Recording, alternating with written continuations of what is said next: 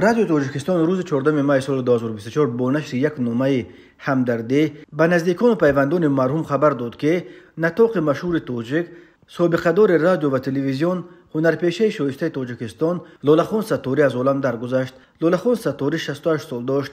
درباره علت مرگ نطاق مشهور و کی در کوچه گذشتن مراسم دفنش در نامه همدردی رادیو تاجیکستان چیزی گفته نشده است. لالخان ستاری سال 1956 در نویه فرخار به دنیا آمده.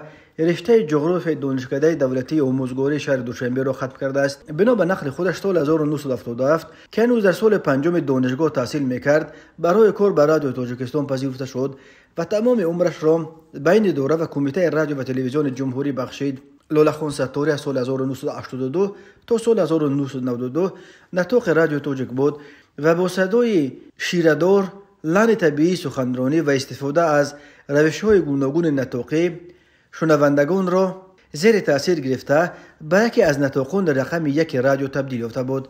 لالخان ستاری در کشمکش‌های سال‌های 1992 نیز اشتراک فعال داشته و یکی از سخنگویان اساسی میتینگ میدان آزادی به شمار می‌رفت. از سال 1993 لالخان ستاری در وظیفه‌های محرر اداره سیاسی و مدیر تلویزیون تاجیک، سرور مرکز ملی صنعت‌های اودیویزوالی رادیو، تلویزیون و کینو، رئیس اتحادیه تاجیک کینو، مدیر شعبه نطاقان رادیو تاجیک، مدیر کینستودیو تاجیک فیلم و چندین سال اخیر در مقام رئیس اتفاق کسبه کمیته رادیو و تلویزیون تاجیک کار کرد.